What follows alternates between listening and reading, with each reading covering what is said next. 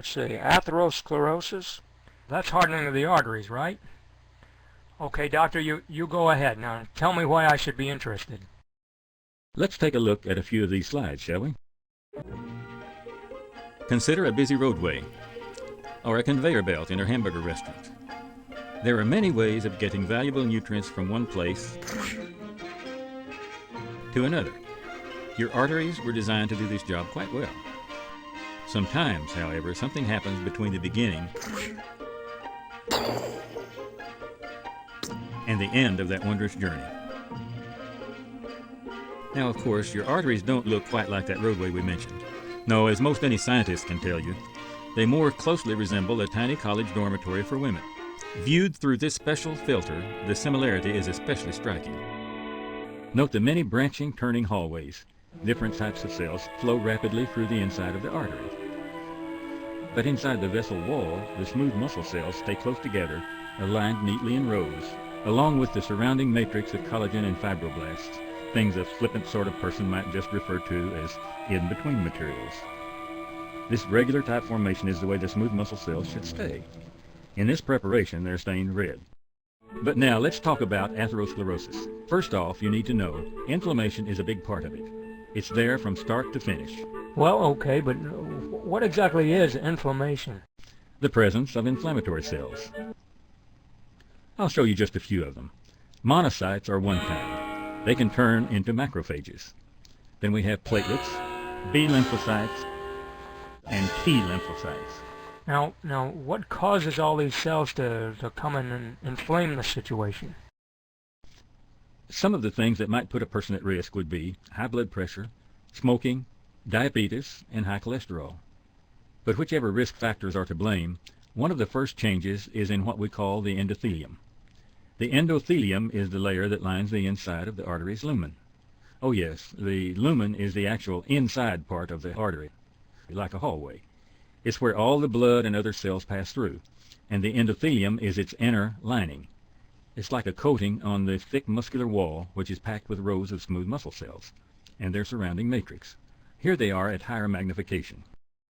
By the way, do not believe the rumors you may hear that the outer layer of the arterial wall is called the endothelium.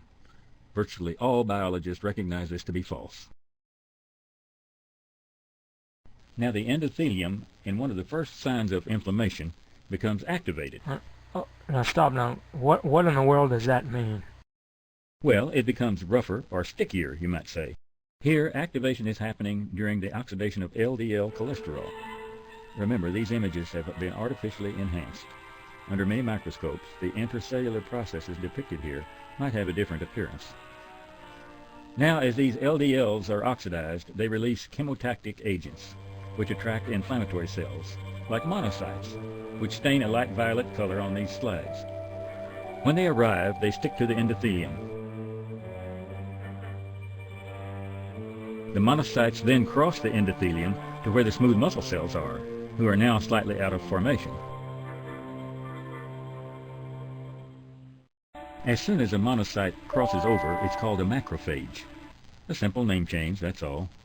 The macrophages become attached to some of the smooth muscle cells, luring them further out of array. And they gobble up as much LDL cholesterol as they can ingest. In this bloated state, macrophages are called foam cells. They also release something called growth factors, which cause more smooth muscle cells to appear.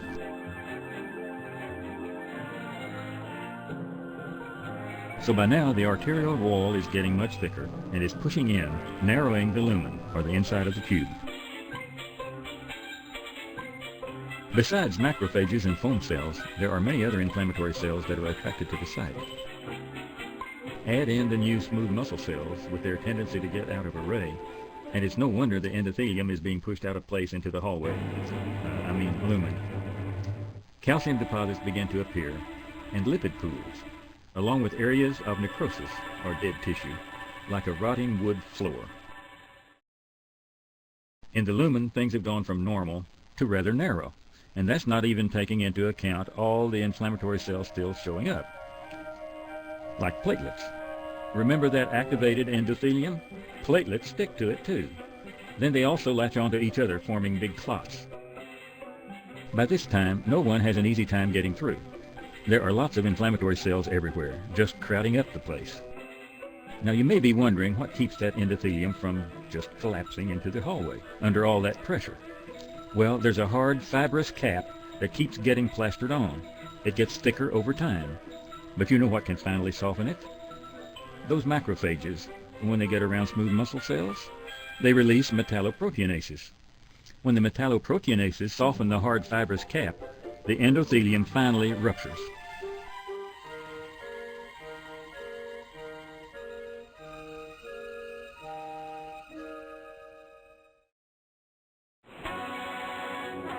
Suddenly, there are platelets everywhere. Free radicals, meanwhile, are released by the macrophages and attached to the platelets, which attracts more inflammatory cells. So the lumen is getting more and more occluded, or blocked. Those free radicals increase the oxidation of LDLs, further activating the endothelium. I bet that oxidation attracts more inflammatory cells. You're right, it does. Soon, the lumen is completely blocked. Here's how it looks without our special high-technology filter. Say now, look at all the space those platelets are taking up. I guess there's no way anything's going to get through that lumen again, is there? Well, this blockage may look quite permanent, but it's not always. We can see all the platelets locked together and also spilling out of the lumen through the rupture. The monocytes and macrophages are a violet color in this preparation, as are those big bloated foam cells, since they're all sort of the same type cell in different stages. Now this clot will often dissolve and be swept away, allowing blood to get through again. This is called reperfusion. Sounds like a good thing, doesn't it? But things are never the same. The free radicals never quite clear out, and they start the whole process over again. Wait, stop, doctor. No, wait a minute, please. You got to tell me there's more to this story. This is just getting depressing. You know, I think you're ready to learn about treatment of atherosclerosis. There are lots and lots of agents that we know keep atherosclerosis from going to that kaboom stage. To make it simpler, we'll put them into 5 major groups: antiplatelet drugs, statins, RAS modulating drugs, antioxidants, and PPAR ligands. The antioxidants sound promising, and they do reduce atherosclerosis in some animals. Everybody knows how effective aspirin and other antiplatelet drugs are in reducing inflammation and all kinds of events that are related to atherosclerosis. RAS modulating drugs have also been clearly shown to reduce conditions we associate with atherosclerosis. But we're not going to talk a lot about antioxidants, antiplatelet drugs, or RAS modulators right now. We're just going to focus on statins and PPAR ligands. Statins are a good place to start. Their job starts in the liver. Just to help us remember about statins, we could call the liver Staten Island for now, even though that doesn't have much to do with what the liver is really all about. Now the liver is where a lot of cholesterol is made. Statins go deep into the liver and shut off some of these cholesterol producers.